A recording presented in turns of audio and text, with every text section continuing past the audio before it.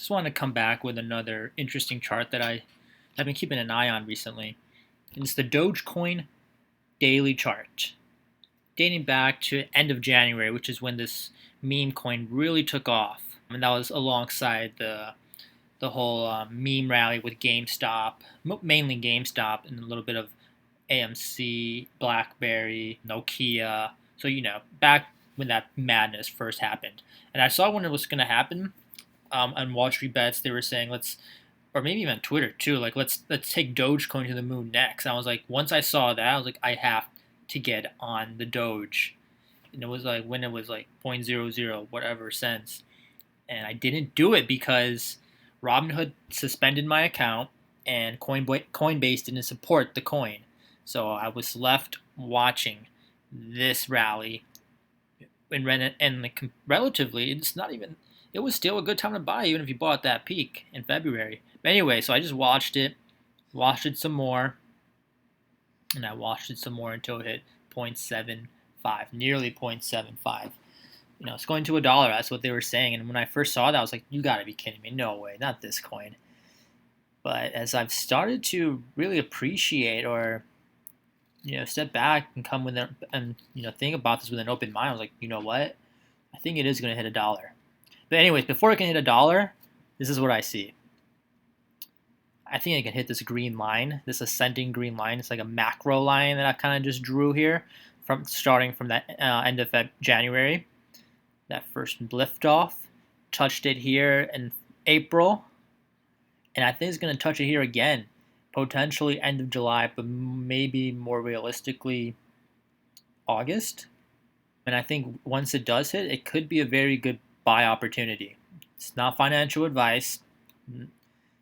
I'm just a guy who just happens to look at charts, interesting charts, and I'm pretty bullish if it can definitely hit this green line, which would be around 0.15. Right now it's below 0.15, maybe like 0.14, 14 cents. And if it hits in August, it'll probably be around 15 cents, probably late August. But if it does hit and it bounces, I think that's a really good sign. And then it will take some time. It could probably hug this green line actually for quite a bit, maybe. And if it does, I think that's a really bullish sign, and then probably lift off to $1. And that's just based on the technicals that I'm looking at here. It's just an idea. Could be wrong, but as with in potential investments, I like to look not only at the technicals, but I think the fundamentals and sentiment are two really good things to really complement a technical analysis. This is a very rudimentary technical analysis, by the way. I'm not a technical trader. I'm not a macro guy. I just trade on conviction or invest in conviction on a very long-term horizon. So the fundamentals, you may think because it's a meme, it has no intrinsic value. And I think that's what many people think, including the one of the creators, Jack Palmer. They just dismiss it completely because it's a meme. Or just based on that it's a meme, I think that in and of itself is a very fundamental bullish thing.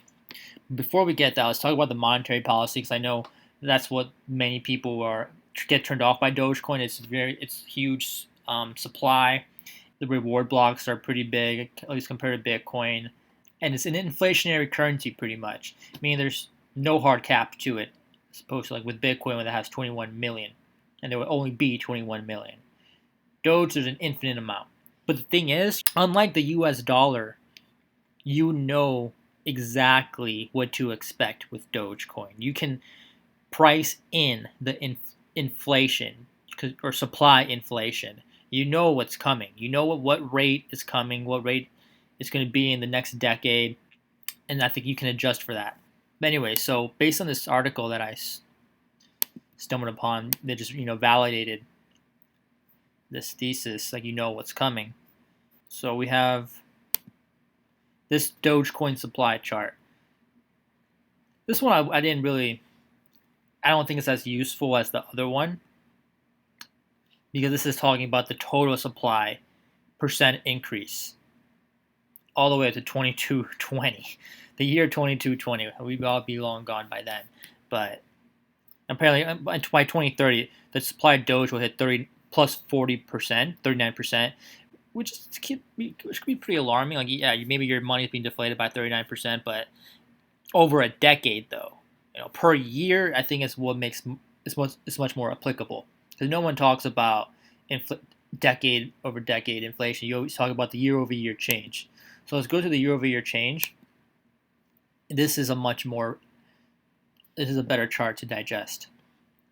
2021, we're at 3.9%, and every single year it's going to go down. So by 2030, you have an annual yearly supply inflation of 2.9%. For the real economy, at least the Fed, they are now trying, or historically over the past decade, they try to target a 2.0% PCE price inflation, so consumer inflation. But now they're trying to go over 2.0% in the medium term. They're trying to average 2.0% to make up for all the years in the past that they went below 2.0%. So which means over the next few years or decades, they're going to try to get over 2.0% to even out to 2.0. So 2.9 versus 2.0 or a little over 2.0 isn't that big of a difference, to be honest. Less than 1% is not big. And the thing is, it will hit that 2.0% in 2045. That may seem like a long time, but it really isn't a long time. Trust me, it's not a long time. And then by 2050, it will be under 2.0% at 1.8%. That's insane. That looks pretty bullish to me, to be honest. But then you still may have some qualms. Like, it's still an inflationary currency. You're still getting devalued. Well, it's the thing about inflationary currencies is like they really incentivize you to incentivize the economy to spend the currency in order to create economic activity, as opposed to with deflationary currencies, you're incentivized to hoard it. But with inflationary currencies, you're incentivized to spend it to create economic activity. And with a supply inflation of 1.8% by 2050, 2.0% by 2045, that's not a bad trade-off at all. So now you must be thinking, what economy? Like, why would you look the Doge and economy? Like, that makes no. I mean, sure, okay.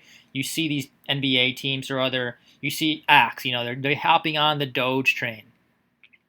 It's all marketing right now, but this is where I think the meme status of Dogecoin really supports my bullish thesis. Being a meme is what Dogecoin really has going for it, contrary to popular belief. So if you think about it, the internet has this cultural language. I'm not talking about like English or Spanish or German. It's not of those languages. I'm talking about the language of memes. Something that is pretty much universal. If you're on the internet and you're in it, everyone knows what a meme is. And the more popular a meme is, the more intangible value it has on the internet. At least that's what I think. That's what I believe. And this intangible value no one has really been able to capitalize on this value aside from, oh hey, you made a really funny meme. Maybe I might follow you, but I don't think that's intangible value. That's like an extrinsic value that a meme has for someone. But the meme itself, the more popular it has, the more intrinsic, intangible value it has. And I think Dogecoin has the potential to be the default currency of this meme market. I don't know how. I don't know how that could be realized, but I think it could somehow be utilized in this creation of a meme market doesn't exist right now. It's very meta, I know, but as with many investments, you really have to get creative, no matter how insane this creativity can sound. Another thing on the technicals. So I wrote, there's no doubt in my mind Dogecoin hit $1 plus. The recent spike to 70 cents looks similar to BTC in 2017 when it went to 20K, suggesting Doge may be one cycle behind Bitcoin. Crypto can be a self-fulfilling prophecy, as with many things in life. So here's the Bitcoin. I'm referencing this right here. This is what Dogecoin looks like right now. That's what it looks like. And I think this could be what Dogecoin looks like in the next cycle.